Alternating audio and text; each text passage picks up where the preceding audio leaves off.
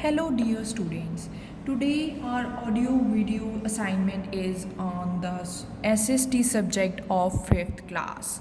Our first chapter is the earliest people. Evolution of humans. The human evolution is a process of change by which modern humans evolved from early human ancestors over millions of years. It is a lengthy process of gradual development by which modern humans originated from ape-like ancestors. In this first paragraph, it is given that the human evolution, जो हम humans हैं, जो इंसान हैं, उसमें जो change आया है वो बहुत ज़्यादा साल लगे हैं, million of years. It took million of years from changing from ape-like ancestor to modern day human. Ape-like ancestor means something like monkey. Ape-like apes are which are resemble to monkey. As per the various scientific studies, it is believed that early humans who first appeared on the earth were ape-like ancestors. Like we have read in the first paragraph that काफ़ी सारी scientific researches के बाद it is believed, ये believe किया जाता है कि जो अर्ली ह्यूमंस हैं वो अर्थ पे एप लाइक क्रिएचर्स की तरह पाए गए थे. लाइक नॉट लाइक अस, वो हमारे जैसे ह्यूमंस नहीं थे, वो mainly ape like ancestor. App means मैंने पहले भी बताया, एप मीन्स मंकी, तो एप लाइक क्रिएचर्स थे. तो वो ना तो सीधा चल सकते थे, they could not walk straight. These ape like creatures were called hominids. Underline this word hominids. These app, those who could not walk straight, जो अच्छी तरह से वॉक नहीं कर पा रहे थे, और these ape like creatures are called hominids. Hominids क्या हैं? जो एप लाइक क्रिएचर्स हैं who could not walk straight are called hominids. The first hominids made an appearance on the earth nearly 5 to 4 million years ago. उनको 4 से 5 million years, not the few years, million of years लगे थे appear होते हुए.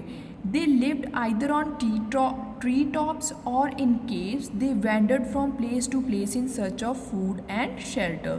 तो वो कहाँ रहते थे? जैसे मंकी ट्रीज़ पे रहते हैं, वैसे ही जो एप लाइक क्रिएचर्स थे पहले के, वो ट्रीज़ पे रहते थे और केव्स में रहते थे.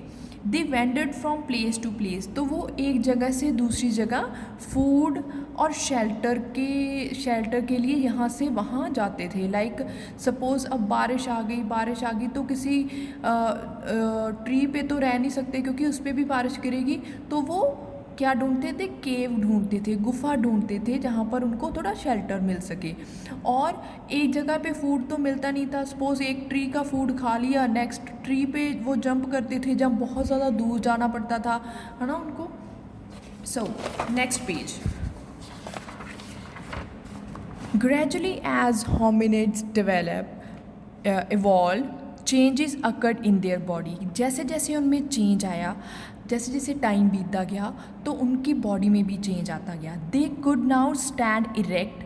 Their fingers became more flexible and thus they developed a grip which helped them to hold things firmly.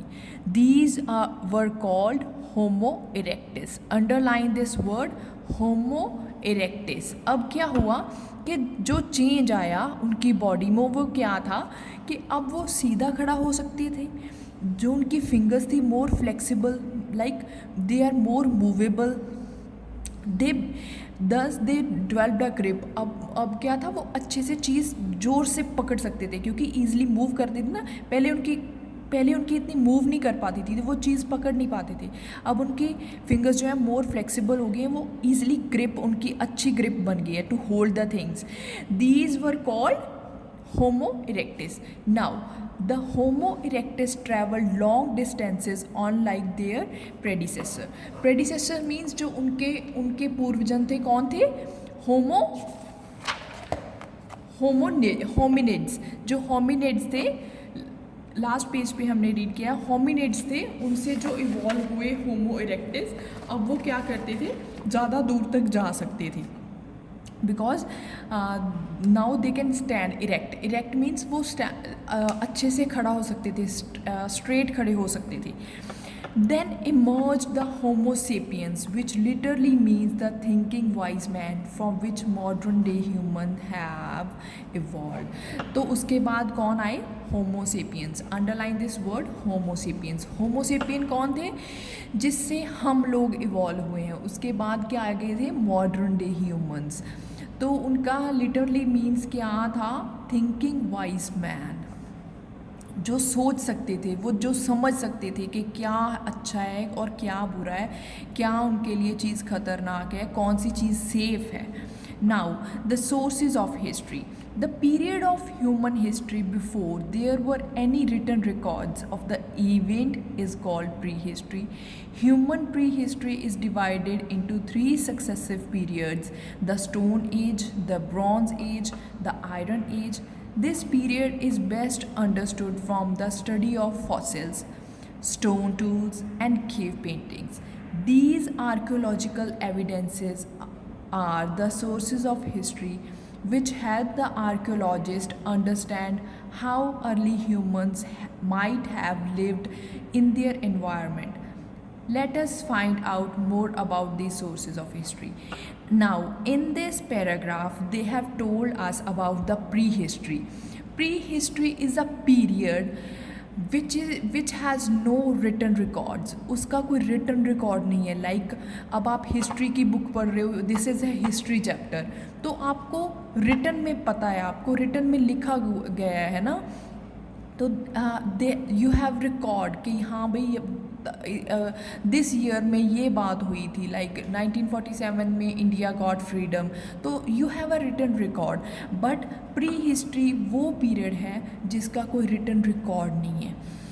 तो इस पीरियड को जो आर्कियोलॉजिस्ट कौन होते हैं? Archaeologist are those people who research for our history. जो हमारी पुरानी चीज़ें हैं उनके बारे में रिसर्च करते हैं कि वो कहाँ से आई, क्यों ख़त्म हुई, लाइक दिस.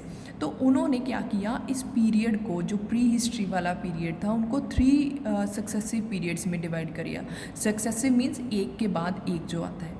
तो उन्होंने डिवाइड किया the stone age, bronze age and the iron age. तो इन पीरियड्स को किस बेसिस पे उन्होंने रिसर्च किया? उनको सोर्सेज मिले, उनको कोई ज़रिया मिला कि हिस्ट्री में क्या क्या हुआ होगा, जो पास्ट में जो है वो क्या क्या हुआ होगा. तो उन्होंने कौन कौन सी चीज़ों से पता लगा उनको fossils, stone tools and cave painting. Now old stone tools. First of all क्या है? Old stone tools. Old stone tools क्या है? जो स्टोन के जो टूल्स बने थे, लाइक यू हैव एक्सेस और समथिंग. तो ओल्ड पॉट, वहाँ तब के पॉट कैसे थे? Old cave paintings, like wall पे जो केव, जो जिन गुफों में वो रहते थे, लाइक हम घर पे रहते हैं तो हम अच्छे से डेकोरेट करते हैं ना अपने वॉल्स को, सॉरी. तो ओल्ड केव पेंटिंग, वो गुफा में रहते थे तो गुफा पे ही वो पेंटिंग्स बनाते थे. Next is fossils.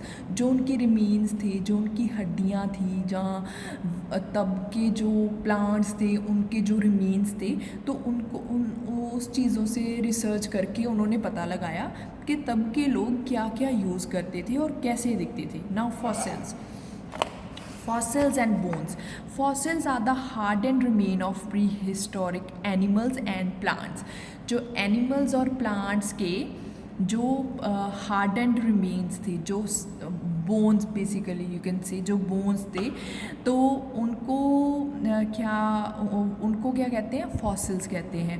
From skeleton to teeth, early human fossils have been very important in tracing the evolution of mankind. अब फॉसिल्स, हमारे जो स्केल्टन जो हमारा था, जो बोन सिस्टम था हमारा, जो हमारे टीथ थे, उन सभी से उन्होंने पता लगाया कि मैनकाइंड, जो ह्यूमंस हैं, जो इंसान हैं, वो कैसे इवॉल्व हुए. With the rapid pace of new discoveries every year, changes in bone structure, addition of bones and other aspects may be analyzed.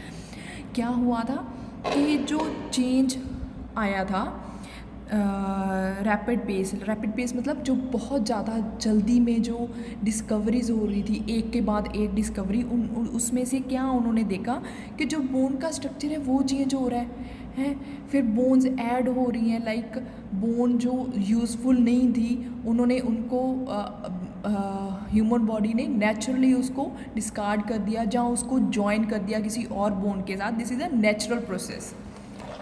Now come to page number 3. Lucy, dated to be more than 3.2 million years old, is the oldest hominid fossil to be discovered. It was discovered in 1974 at the site of Hadar in Ethiopia by Donald C. Johnson and his student Tom Gray. They are talking about the Lucy. Lucy क्या था? एक hominid जो सबसे पहले का था, जो human जो सबसे पहले का इंसान माना जाता था, यू कैन से. तो उसका नाम क्या उन्होंने रखा? लूसी. तो वो 3.2 मिलियन ईयर्स का था ओल्ड.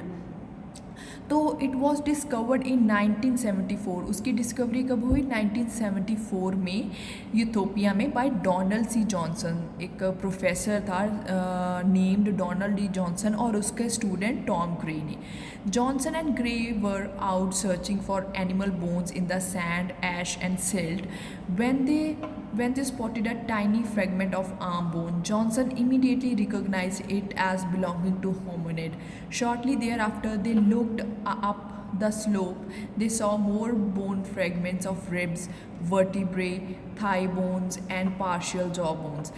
तो क्या कर रहा था जब वो सर्च कर रहे थे एनिमल बोन्स के लिए, तो उन्होंने कुछ टुकड़े मिले उनको बोन्स के. तो जब उन्होंने ज़्यादा सर्च करने शुरू कर दिया कि हाँ भी थोड़ा सा मिला है तो कुछ और भी होएगा, तो ऐसे उन्होंने ज़्यादा सर्च करना शुरू कर दिया. तो उनको थोड़ी देर में ही काफ़ी सारे और फ्रेगमेंट्स मिल गए रिब्स जो हमारा पिंजर के फ्रंट जो होते हैं वो होता है.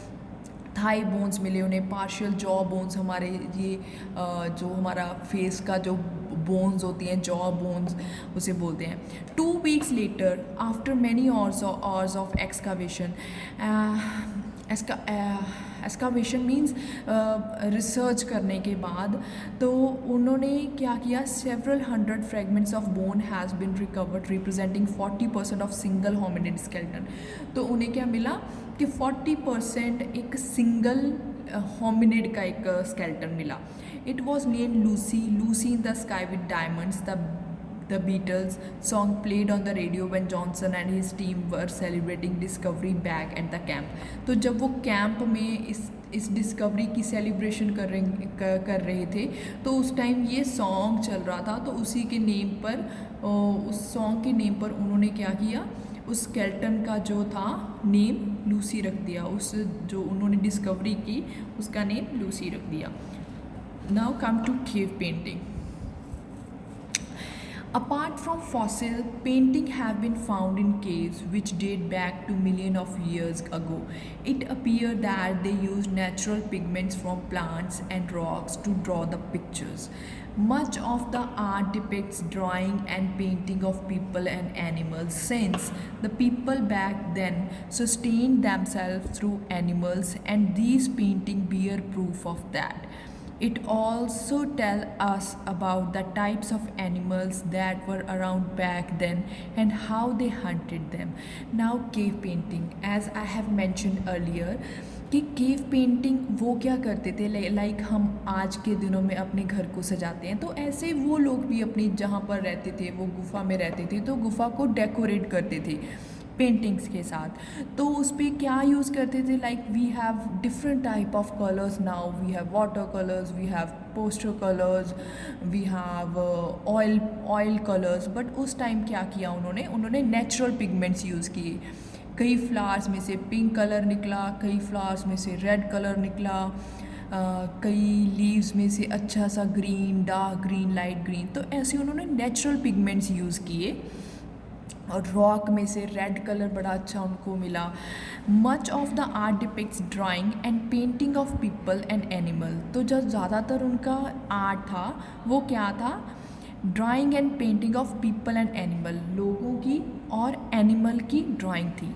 Since the Since the people back then sustained themselves through animals, these paintings bear proof of that. तो उसमें से क्या दिखाया था कि ज़्यादातर जो लोग थे वो एनिमल्स के थ्रू ही सस्टेन करते थे, जो उनका लाइवलीहुड था, जो वो रहते थे, वो ज़्यादा किस पे डिपेंडेंट था, एनिमल्स पे। तो वो कहाँ से दिखाई देता था, उनकी पेंटिंग्स से, क्योंकि ज़्यादातर उनकी पेंटिंग्स में क्या था, एनिमल्स की पिक्चर्स बनाई गई थी, एनिमल्स की पेंटिंग बनाई गई थी। Like it is given here. तो ऐसी केव पेंटिंग, ऐसे हिरन भाग रहे हैं तो पीछे जो ह्यूमंस हैं उनको बो एरो से वो उनको मार रहे हैं। It also tell us about the types of animal.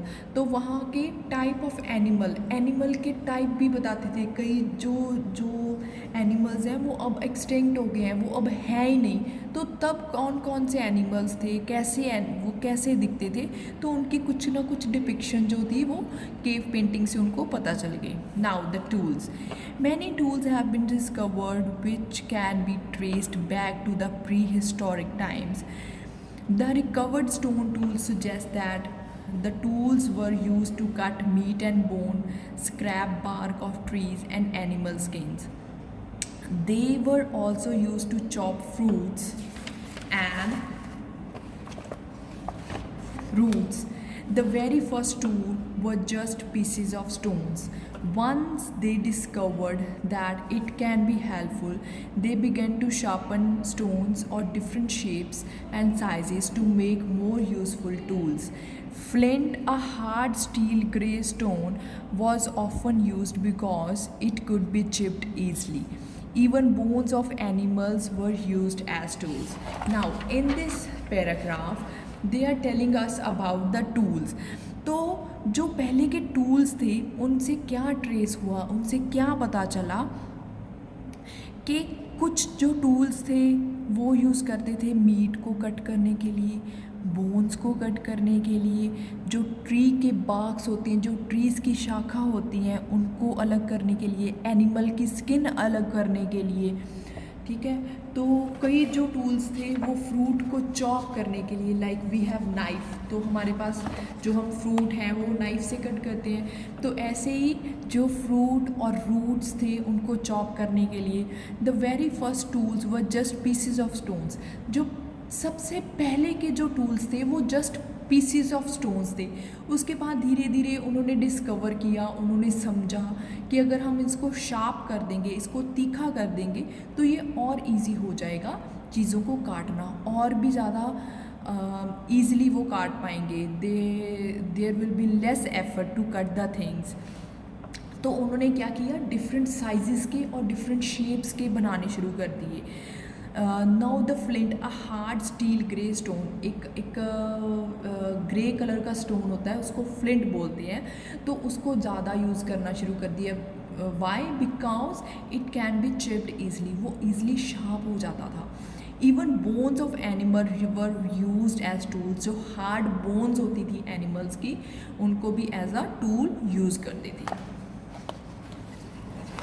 Now life of early humans. The early humans are often referred to as hunter-gatherer. Hunter-gatherer मतलब हंटर भी थे, वो हंट भी करते थे, मारते भी थे, और गैदरर मीन्स कि वो जो फूड था उसको गैदर करते थे, इकट्ठा करते थे। They were totally dependent on nature for their survival. The earliest human wandered from place to place for several reasons. Firstly, they wandered in search of animals that they hunted for food and skin. The animals wandered about with no permanent place to live. So did the early humans. तो क्या हुआ, they were totally dependent on the nature. तो पहले के जो humans थे वो totally क्या थे, नेचर पे डिपेंडेंट थे कि अगर बारिश हुई तो उन्हें पानी मिल जाता था, जहाँ फिर वो नदी के किनारे रहते थे। वो नदी भी पता नहीं मौसम के अकॉर्डिंग चलती थी। तो firstly they have to wander means इधर से उधर घूमना पड़ता था in search of animals. Animals की सर्च में, ताकि वो एनिमल्स को मार सकें और उनकी स्किन को और उनके मीट को वो खा सकें। The animal wandered about with no permanent place. अब जो एनिमल्स हैं वो तो एक जगह पे रहते नहीं है ना, जो वाइल्ड एनिमल्स होते हैं they do not stay at one place, so as the humans have to go after them, तो उनको ढूंढने के लिए अर्ली ह्यूमंस को भी उनके पीछे पीछे रहना पड़ता था। Secondly, plants and trees bore fruit in different seasons. अब जो फ्रूट्स हैं वो भी सीजनल होते हैं, है ना, लाइक जो मैंगोज़ होते हैं वो समर सीजन में आते हैं, जो ऑरेंजेस होते हैं वो विंटर सीजन में आते हैं। ऐसे नहीं होता ना कि विंटर सीजन में ऑरेंजेस आ जाए, है ना। तो ऐसे होता था कि अब जिस एरिया में रह रहे हैं, सपोज़ वहाँ पे सारे ऑरेंज ट्रीज़ हैं, तो गर्मियाँ आ गई तो वहाँ पे ऑरेंज लगने बंद हो गए, तो वो क्या खाएंगे। Since early humans lived on hunting and gathering, so had to wander to different places in different season. तो डिफरेंट प्लेसेस पे डिफरेंट सीजन्स पे उनको जाना पड़ता था। Thirdly, they moved in search of water, तो उनको वाटर की सर्च में भी जाना पड़ता था। Many rivers and lakes are seasonal. बहुत से जो रिवर्स हैं, जहाँ लेक्स हैं, जहाँ पॉन्ड्स हैं, वो सीजनल होते हैं। सीजनल कैसे, अब बारिश आ गई तो उनमें पानी आएगा, अगर बारिशें नहीं हैं तो उनमें पानी नहीं आएगा। So early humans who lived on the bank of rivers and lakes had to move in search of water during the dry season. Also, when they exhausted the resources of an area, they had to look for newer habitats. तो ऐसे भी होता था कि वहाँ के resources जब उन्होंने सारे यूज़ कर लिए, उनको लगा कि अब आसपास में इतने जानवर नहीं रहे या फिर आसपास में इतना फ्रूट नहीं रहा, तो वहाँ के रिसोर्सेज उन्होंने सारे यूज़ कर लिए उस एरिए के, तो उस एरिए को छोड़ के उनको दूसरे एरिया में जाना पड़ता था। Now that's all for this chapter. Now what I learned, अब इसमें मैंने क्या लर्न किया है। Human beings are the result of human evolution. जो हम मॉडर्न डे ह्यूमंस हैं, हमारी एवोल्यूशन हुई है, हमारा चेंज आया है, एक बहुत बड़ा चेंज आया, और it is a lengthy process. जो एक बहुत बड़ा चेंज है वो एक कुछ सालों का नहीं है, वो बहुत ज़्यादा मिलियन ऑफ ईयर्स लगे हैं वो चेंज आने के लिए। From ape like ancestors, humans evolved from ape-like creatures called hominids. Since writing had not been invented during the prehistoric period, there are no written records of that period. तो जो writing थी वो pre history period के बाद शुरू हुई, तो this means that उस टाइम पीरियड का कोई रिटन रिकॉर्ड भी नहीं है। Archaeological evidences such as fossil, bones, utensil, cave painting tool help archaeologists understand how early humans lived in their environment. तो जो आर्कियोलॉजिस्ट हैं, जो आर्कियोलॉजिकल एविडेंसेस हैं, एविडेंसेस मतलब सबूत हैं, जो वो कहाँ से मिले हैं, उनके फॉसिल से, बोन से, यूटेंसिल्स जो जैसे बर्तन वो यूज़ करते थे, केव पेंटिंग कैसे टूल्स यूज़ करते थे, इन सब से उन्हें पता चला कि कैसे कैसे उनकी इन्वॉल्वमेंट हुई, कैसे कैसे उनमें चेंज आया, उनमें समझदारी आई, उन्होंने नई चीज़ों की डिस्कवरी की। Now this is all for this chapter.